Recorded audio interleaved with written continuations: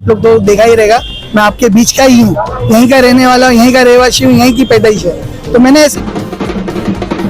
सब प्लानिंग है, हमारे बीच से किसी को लेके आना है।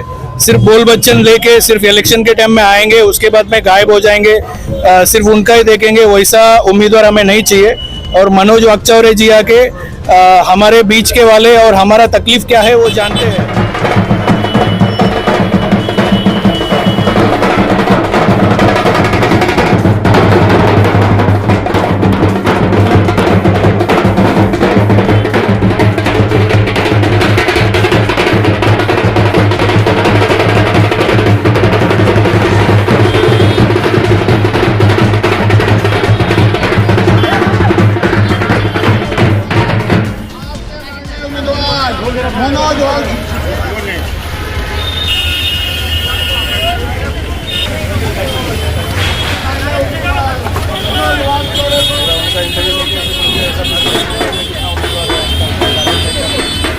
घर घर पानी पहुंचा तो साहब ने बता दिया, एक मेरा छोटा सा काम है वो। लेकिन मजबूरी ऐसी थी कि मैंने बहुत जगह देखा, जैसे गणपति का भी भाई ने बताया कि कचरा कुंडी का इशू है, बहुत से जगह खड्डे खोदे हुए हैं। हॉस्पिटल के इशू में अपने एरिया के हॉस्पिटल के इशू बहुत सॉल्व किए, और मैं हॉस्पिटल गया हूँ तो वहाँ पे मैंने देखा है कि आईसीयू में पेशेंट की हालत ऐसी है कि वहाँ डॉक्टर अवेलेबल नहीं है, पेशेंट के लिए वहाँ पे ऑक्सीजन पाइप नहीं है। ऐसे बहुत से इशू थे हॉस्पिटल के। और मैंने देखा कचरा कुंडी का भी बहुत सा इशू था, क्योंकि गली गली में मैं एक्टिवा लेके घूमता हूँ, सब आप लोग तो देखा ही रहेगा।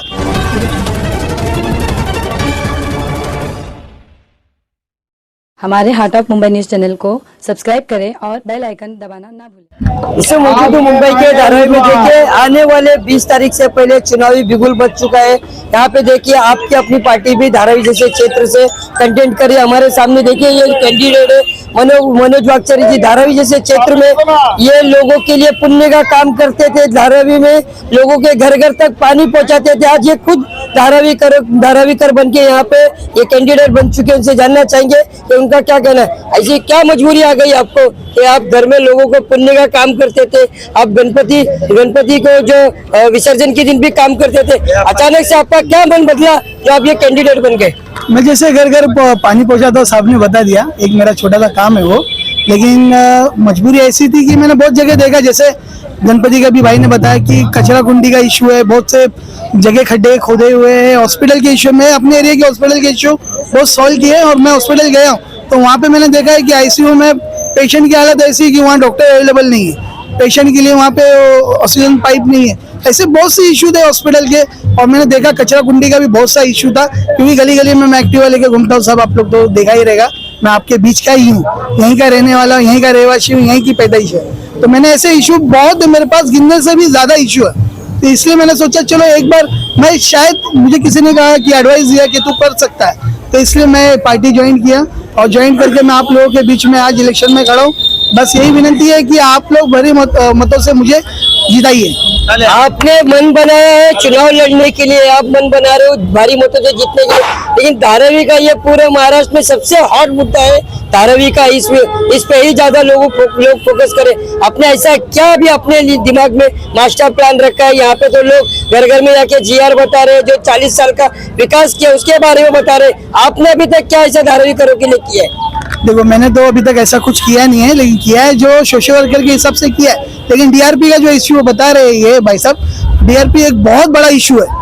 इतना बड़ा इशू है ना, मैं बता नहीं सकता, लेकिन इतना बता सकता हूँ, अगर डीआरपी में समझो अडानी यहाँ पे घर के इशू बता रहा है कि वो यहाँ अगर हमें हमारा घर का हक दे रहे तो हम उसको लेने के लिए तैयार है। लेकिन अगर वो हमें कहीं और भेजेंगे, जैसा पात्र बता के भेजेंगे, तो हम उसको लेने के लिए बिल्कुल तैयार नहीं है। हमारे को हमारे घर के बदले हमको घर मिलना चाहिए। हमारा यहाँ पे बिजनेस है तो हमको बिजनेस यहीं मिलना चाहिए। वो कुछ भी हो, पेपर वर्क का कोई भी इश्यू हो, अडानी का सवाल है। यहाँ पे जब दलदल था, दलदल के टाइम से यहाँ पे सब पब्लिक है। वो टाइम तो मैं पैदा नहीं हुआ हूँ, लेकिन मुझे इतना मालूम है, मेरे पिताजी, मेरी माँ बताती है यहाँ दलदल था। तो हम धारावी के लोग यहाँ पे बहुत पुराने रहवासी है, उनको आपको हक नहीं है कि उनको यहाँ से भेजने का।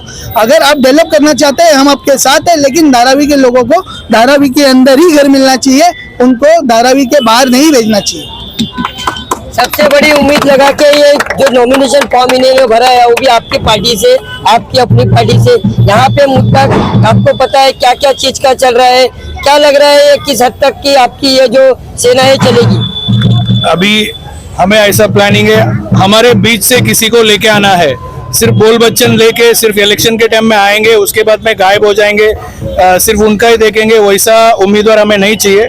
और मनोज वाकचौरे जी आके हमारे बीच के वाले और हमारा तकलीफ क्या है वो जानते हैं, इसलिए हम सोचे कि जो यंग उम्मीदवार को चांस देंगे तो 100% उसका कोशिश दिखाएंगे, वो हिसाब से हमने इनको सेलेक्ट किया है। लगभग महाराष्ट्र जैसे क्षेत्र में या मुंबई में आपने अभी तक का कितने उम्मीदवार आपके माध्यम से उतारा और उनका क्या रोल चल रहा है अभी तक? अभी देखो, आपकी अपनी पार्टी का महाराष्ट्र में, मुंबई में 5वां इलेक्शन है ये, और असेंबली इलेक्शन मुंबई में 3रा इलेक्शन है। और इस टाइम में मुंबई में 3 उम्मीदवार है हमारे इसमें, एक अंधेरी ईस्ट से बाला नाडार करके, और जो गोरेगांव से संतोष रायबन करके, और उन लोग का भी उधर अभी प्रचार चालू होगा, उन लोग का 4 तारीख के बाद से चालू होगा। हम धारावी में इसलिए 4 तारीख के पहले निकाले, अभी बहुत सारे पब्लिक मुझे ये भी क्वेश्चंस पूछ रहे थे कि सिंबल आपका अलॉट नहीं हुआ तो आपने अभी स्टार्ट कर दिए, लेकिन आपकी अपनी पार्टी का नाम और मनोज वाकचौरे को इधर जो भी जानते हैं वो सब तो अभी दिमाग में जाएगा ना, अभी से हम लोग प्रचार स्टार्ट करेंगे तो वो हिसाब से धारावी में सबसे ज्यादा टारगेट हमें ये इलेक्शन में धारावी का ही टारगेट है। और जैसे कि आप अभी देखे रहेंगे, अभी जो भी कैंडिडेट्स हुआ उसमें टोटल 5 कैंडिडेट पार्टी से है, उसमें पार्टी तो जानते हैं, और बाकी सब आके इंडिपेंडेंट कैंडिडेट है। तो 5 कैंडिडेट में, टोटल कैंडिडेट में से हमें इतना जो प्रयास रहेगा, हम इतना कोशिश करेंगे और आएंगे। सरकार महिलाओं को लाड़की बहन योजना के माध्यम से कुछ न कुछ दे रही है, लड़का भाव के नाम से कुछ न कुछ दे रही। धारावी के जो पहले के आमदार है उनके माध्यम से लोगों के घर घर तक जीआर कॉपी पहुंचाया जा रहा है। बहुत से लोग हैं वो कुछ न कुछ लोगों के लिए कर, आपने अभी तक क्या धारावी करो के लिए ऐसा कुछ नहीं किया, तो लोग आपको वोट क्यों दे? सरकार आके, सरकार के पास सब कुछ है, फिर भी वो जस्ट लालच दिखाने के हिसाब से लाड़की बहन योजना अभी लाई है। ये देखते हैं ना अभी आगे भी जाके कंटिन्यू रहेगा नहीं रहेगा। और मेरा ऑन रिकॉर्ड में आपकी अपनी पार्टी के थ्रू 1800 युवाओं को हमने रोजगार दिया है। हमें ना अभी तक कुछ सीट नहीं मिली मुंबई में, विदाउट दैट हमने अभी तक 1800 लोगों का रोजगार दिया है। अभी भी हमारे पास एप्लीकेशंस आते रहती है, और मेरा ऑफिस तो आप जानते ही है, एप्लीकेशंस जिसका घर पे रोजगार है, हमारा एक ये था हर घर शक्ति हर घर रोजगार, वो हिसाब से हमने स्टार्ट किए। और हर घर शक्ति हर घर रोजगार के हिसाब से धारावी में, अंधेरी में, गोरेगांव में, मलाड में, सब जगह में हमने रोजगार दिए हैं। टोटल सब जगह मिलके मुंबई में अभी तक 1800 लोगों का रोजगार दिया है। इसका मेरे पास ऑन रिकॉर्ड है। तो हमें एक बार चांस मिला, चांस अगर जो मिलेगा तो हम पार्टी में मोस्टली यंगस्टर्स है, यंगस्टर्स को क्या चाहिए और महिलाओं को क्या चाहिए हमें सब पता है, उसके हिसाब से हम आगे काम करेंगे। हमें जब हमारे पास कुछ नहीं है तो भी हम इतना काम कर सकते हैं, तो जब हमें एक चांस मिलेगा उसके बाद में हम बहुत कुछ कर सकते हैं, करके दिखाएंगे। हमारा एक ये है, नो बोल बच्चन ओनली एक्शन। आपकी अपनी पार्टी करके दिखाते हैं फिर बोलते हैं हम।